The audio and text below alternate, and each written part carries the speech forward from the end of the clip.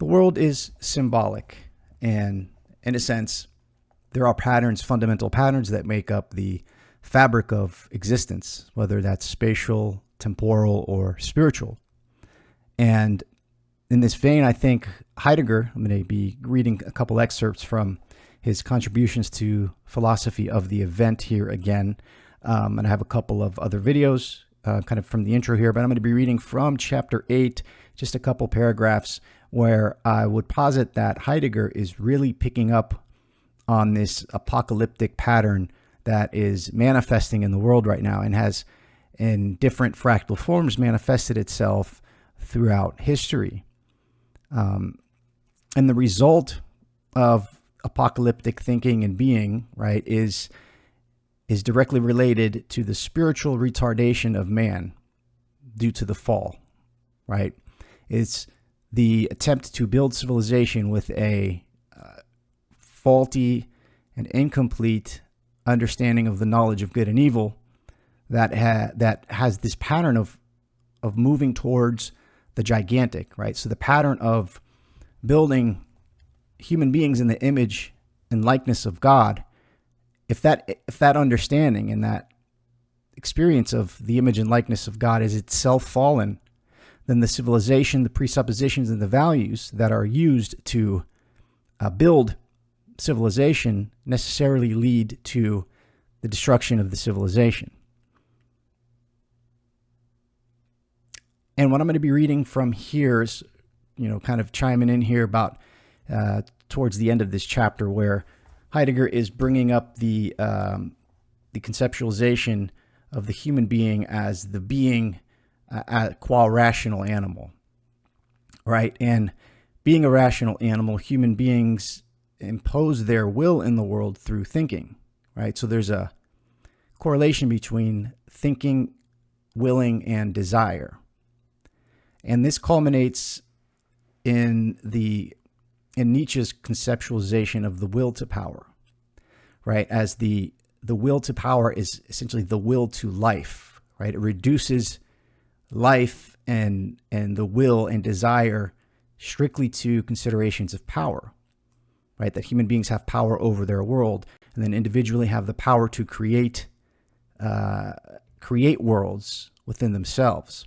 And Heidegger, I think, rightfully picks up here that what if at the very start, this conceptualization of being, of life, of will, of rationality, of the thinking as correctness, of this instrumental reasoning that we fundamentally presuppose as the thinking, right, is in itself incorrect. And I would say that it's a result of the fallen nature of human consciousness. So I'm going to get into here. So to kind of set it up, he's going to be outlining how, the idea of the rational animal culminates in Nietzsche through his reducing, rationality and reason to life. And then in this kind of affirming will to power kind of motion, builds itself. And then the results of that.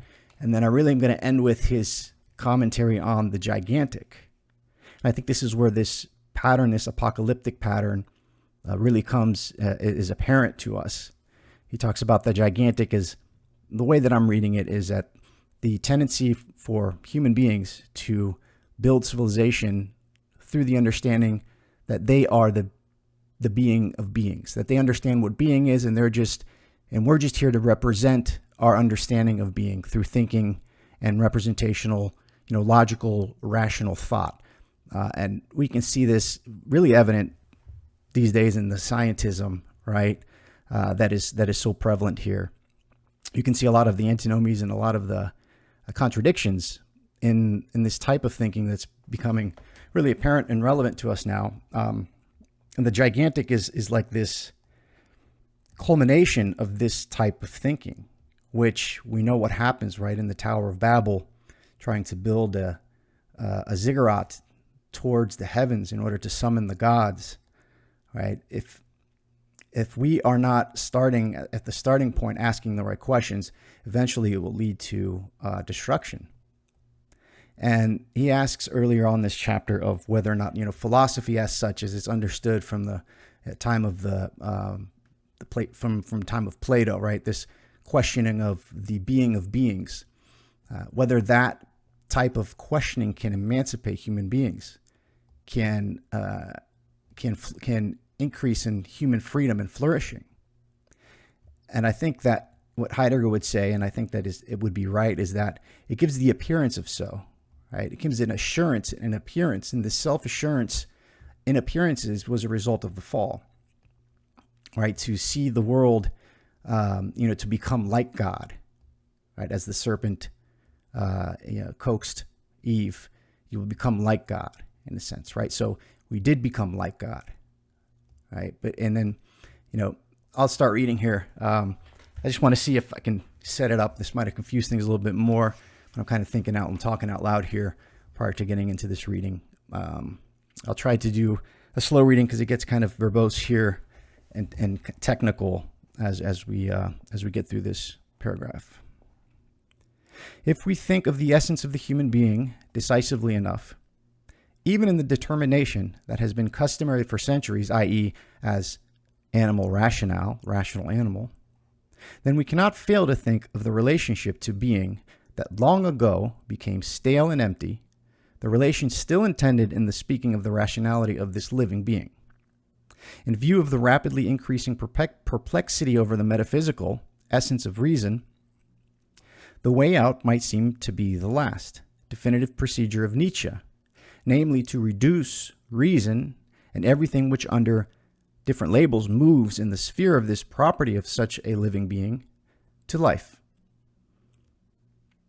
With corroboration from the spirit of what is self-evident and is easily proved, right, with the successes of the scientific method, right, which maps onto with the corroboration from the spirit of what is self-evident and easily proved, the declaration might be ventured to the effect that reason is a mere epiphenomena of life, and therefore a later addition. And this way of thinking might thus be completely expanded into the ordinary mode of representation common to all. Even so, nothing would be changed with regard to the essentiality of reason, in the sense of the apprehending of the being of beings. To be sure, all this prioritizings of life, quote unquote life, themselves collapse reason. Nevertheless, in itself bears and dominates the essence of the human being, namely that this being, in the midst of beings and comporting itself to them as beings, is a being and indeed the being. This made me really brought to mind the Book of Enoch and the story it tells, the pattern that it recognizes about the fundamental roots of technology and civilization and tool building. Right, so we were taught and we were showed how to build tools and weapons and how to leverage technology on the earth by fallen angels, in a sense, right? And we are using this learning, this teaching, this way of being, right? We've internalized it and represented it as the being of beings, as what human beings are and should do, right? So the very inception of human ingenuity, innovation, and civilization building is a result of this what philosophy terms as the being of beings, and what has been explored in philosophy to this point. And what Heidegger's trying to intimate here is a new beginning, a new way of thinking and being, right? And it's not going to be conceptualized, and it's not going to be formatted in traditional way of thinking and acting in the world. So it's very difficult it's really difficult to articulate what he means by this more originary and more essential truth of being with a Y that he puts forth. And aside, I would say that it's the orthodoxy really kind of marries the antinomies that are inherent in philosophy and psychoanalysis, and I think this is done really poignantly with the essence energies distinction of God, right? You can't know God in his essence, but you can know him by his energies, right? In the attempt to know God in his essence and to represent that as, the image and likeness of the human being, and then to proliferate that through thinking, being, and acting in the world is a instantiation of the fall, is a result of and an instantiation of the fall will eventually lead to, or this pattern leads to the prideful building of the gigantic in this faulty and spiritually retarded image of human beings as the being of beings. So that was it was a little bit of an aside there, but let's see if I can read that convoluted sentence again here. So to be sure, all these prioritizings of life themselves collapse into nothingness, unless that which is dependent on life, such as reason, nevertheless in itself bears and dominates the essence of the human being, namely, that this being in the midst of beings and comporting itself to them as beings is a being and is indeed the being. That is how the modern determination as subjectum, the modern subject, conceives of the human being. As much as this determination might have appealed in the subsequent era to quote-unquote life, it is still the strongest, but correspondingly ever more blinded, testimony to the metaphysical essence of the human being, which all happenings of quote-unquote life and every institution of the quote-unquote world urges us to forget and to keep forgetting. On the other hand, if being, though unrecognized, right, now provides the ground for the essence of reason and is nothing arbitrary, but instead could itself, in its essential occurrence, radically claim the human being, and if humans were to regain in another originariness their own thoroughly used up and splintered essence, and if even this regaining of the essence had to consist in being claimed by the essential occurrence of being with a Y, and if being with a Y itself could ground the truth of its essence only in such a transformation of humans, a transformation which could be ventured by an original thinking, quote unquote, of being with a Y, then a transformed thinking of being is announced here on the basis of the human being. So saying that even if we could go through this process of intuiting the truth of being itself here, and applying this more originary,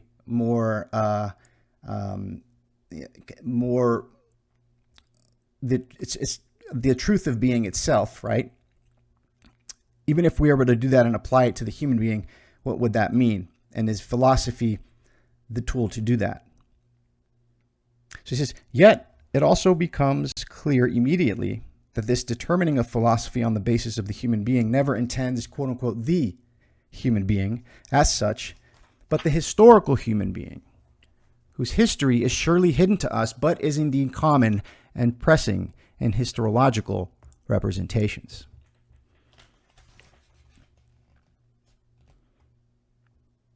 So he's saying philosophy through this, even through this line of thinking here, the determining of philosophy on the basis of the human being, it never intends the human being as such, but the historical human being, whose history is surely hidden to us, but is indeed common and pressing in historiological representations. So this essential hiddenness of history, of the impetus of history, is hidden to us, right? So this is why I'm thinking it's apocalyptic, because of that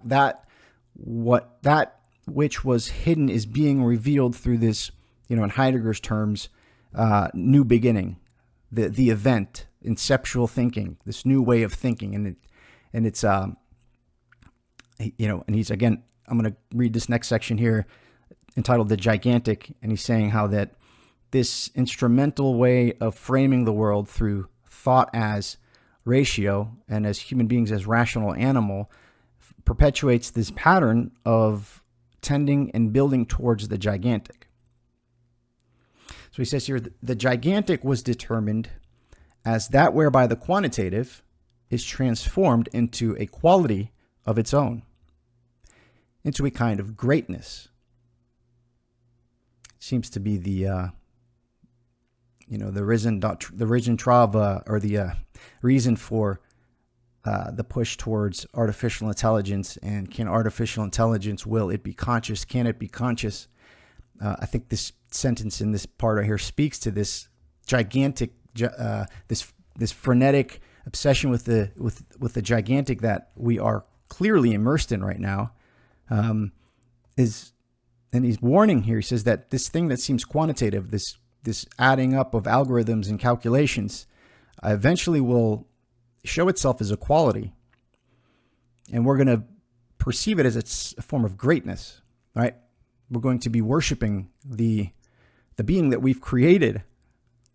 The gigantic was determined as that whereby the quantitative is transformed into a quality of its own, into a kind of greatness. The gigantic is thus not something quantitative that commences when a relatively high number is attained through enumeration and measurement.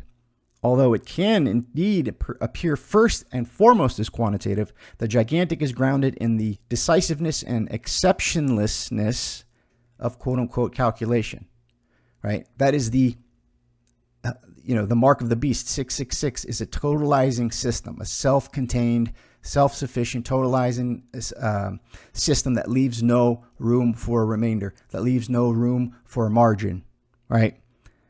So the gigantic is thus not something quantitative that commences when a relatively high number is attained through enumeration and measurement. Although it can indeed appear first and foremost as quantitative, the gigantic is grounded in the decisiveness and exceptionlessness of calculation and is rooted in a reaching out of subjective representation to the whole of beings. Residing therein is the possibility of a kind of greatness, one which is meant here in the historiological sense. Greatness refers here to the self-rooted erecting of being, B-E-Y-N-G, and a self-grounded ground out of which must arise anything that wishes to count as a being. The gigantic manifests the greatness of the subjectum, the human subject, as it's understood today, which is certain of itself, and which builds everything upon its own representing and producing based on this certainty. The gigantic appears in many forms. Above all, it does not leap into view immediately and quote-unquote overwhelmingly in each of those forms. That whose representation demands vast numbers and measures is only the semblance of the gigantic, though it does admittedly belong to it, since the gigantic brings into play the kind of greatness of which relies essentially on positing and representing. Numbered among the forms of the gigantic are 1. The gigantic retardation of history, as the remaining absent of essential decisions up to the complete absence of history, in the semblance of the rapidly incontrollability of historiological development and its anticipations. The gigantic, number 2, the gigantic publicness of the uniting of everything interrelated, along with the concealment of the destroying and undermining of every passion for essential gathering. This is the cultural revolution and the revolutionary spirit as such that, we can think of in terms of the revolution in China and what's happening right now in the United States. He says the gigantic publicness of the uniting of everything, of the undifferentiation that we're seeing in I don't like using the word in the woke, phenomena. The gigantic publicness of the uniting of everything interrelated, along with the concealment of the destroying and undermining of every passion for essential gathering. So along with the concealing of destroying the structures of being with a Y, right? The structures and values of human existence as we've known it up until now, right? In favor of this gigantic, of the big reset of, of this biotechno society.